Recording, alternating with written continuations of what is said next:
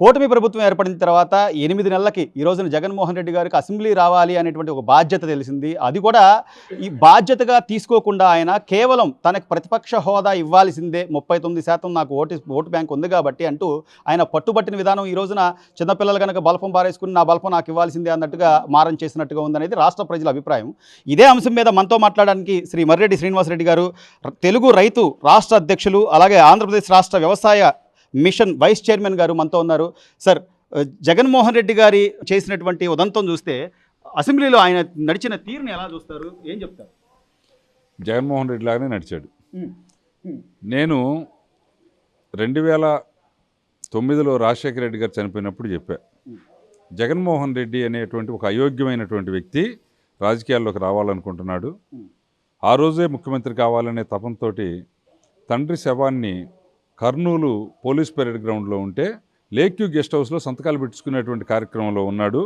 ఇంతటి అధికార దాహం, అధికార పిచ్చి ఉన్నటువంటి వ్యక్తి పరిపాలనకు పనికిరాడు, అలాంటి వాడు ఈ రాష్ట్రానికి అరిష్టం అని ఈరోజు అదే అక్షరాల రుజువు చేశాడు.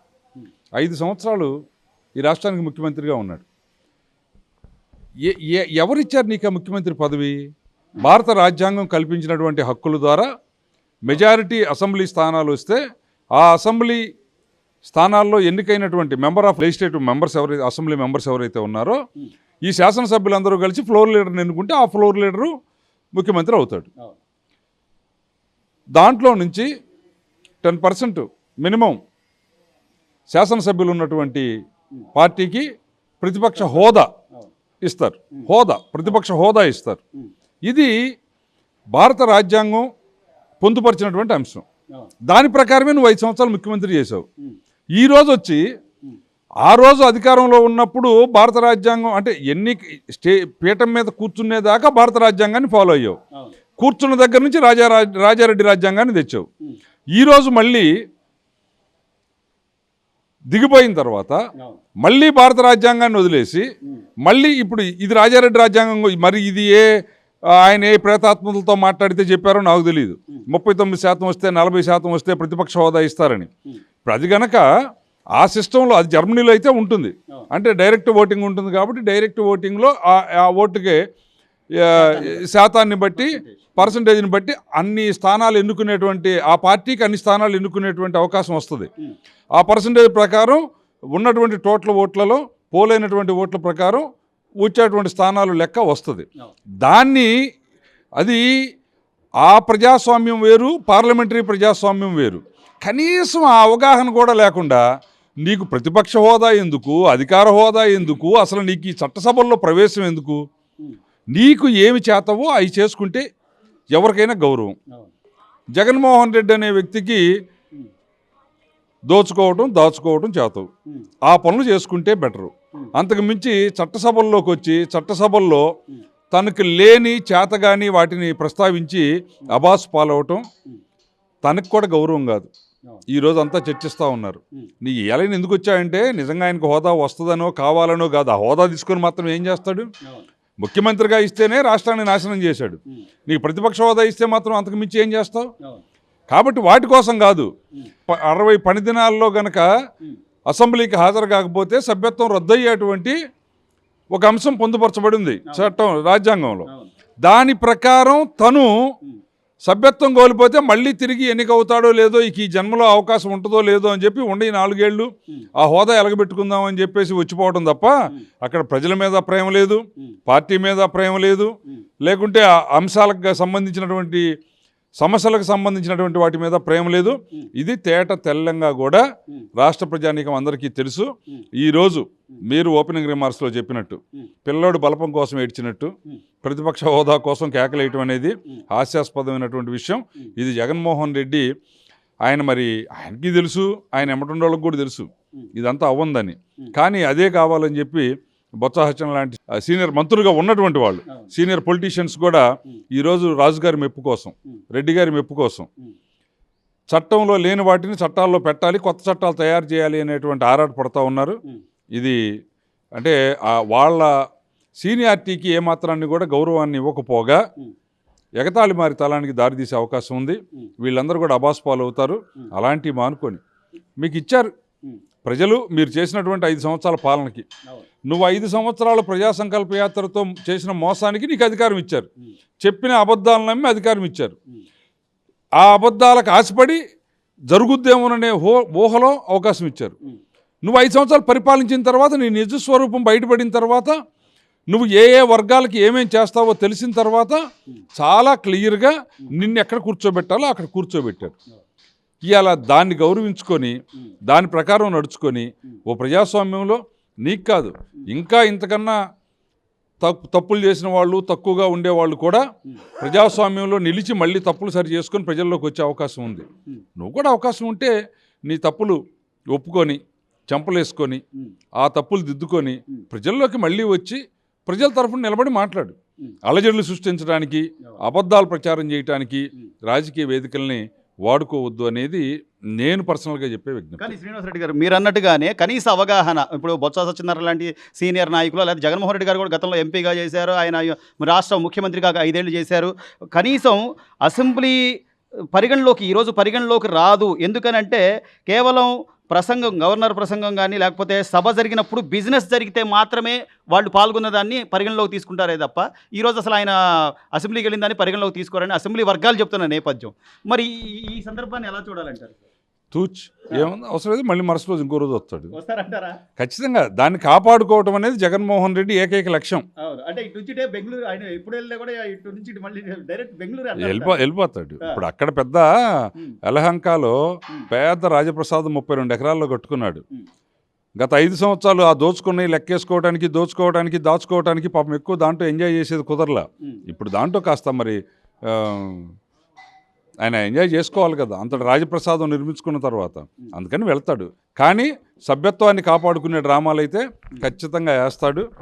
ఇది ఈరోజు బిజినెస్ రూల్స్లోకి రాకపోతే ఆయన మరొక రోజు దాన్ని వినియోగించుకొని దానికి హాజరయ్యి మళ్ళీ ఒక 60 రోజుల పాటు ఇలాంటి విహారయాత్రలు, స్వైర విహారాలు, లేకుంటే విధ్వంసక యాత్రలు ఇలాంటివన్నింటినీ కూడా కంప్లీట్ చేసుకొని ఖచ్చితంగా మళ్ళీ దాన్ని నిలబెట్టుకుంటాడు. జగన్మోహన్ రెడ్డి ఖచ్చితంగా సభ్యత్వాన్ని నిలబెట్టుకుంటాడు.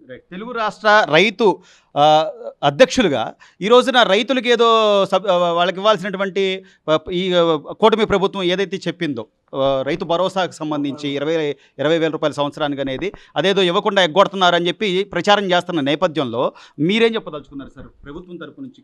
ఒకటి, చంద్రబాబు గారు ఏందో ప్రజలకు తెలుసు. చంద్రబాబు గారు చెప్పినటువంటి హామీలు ఎలా అమలు జరుపుతారో ప్రజలకు తెలుసు. ప్రజలు ఈరోజు సంపూర్ణమైనటువంటి విశ్వాసంతో ఉన్నారు.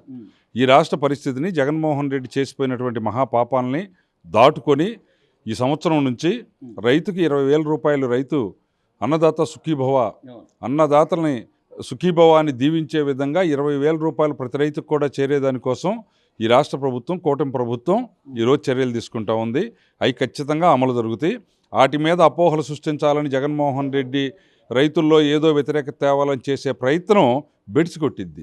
ఎందుకంటే చంద్రబాబు నాయుడు గారు ఈ రాష్ట్రం విడిపోయినప్పుడు 16,000 కోట్ల రూపాయల లోటు బడ్జెట్తో వస్తే 25,000 కోట్ల రూపాయల రైతు రుణమాఫీకి నడుంగట్టారు. దాంట్లో దాదాపుగా 16,800 కోట్ల రూపాయలు 1, 2, 3 విడతలు రద్దయిన తర్వాత 4, 5 విడతలకు సంబంధించి 8,048 కోట్ల రూపాయల జీవోని ఆయన ఆ రోజు ఉంది 4, 5 విడతలకు సంబంధించి. ఏదైతే రైతు రుణమాఫీ ఉందో ఈ రైతు రుణమాఫీ ఏదైతే ఉందో ఈ రైతు రుణమాఫీ జీవోని జగన్మోహన్ రెడ్డి రద్దు చేశాడు.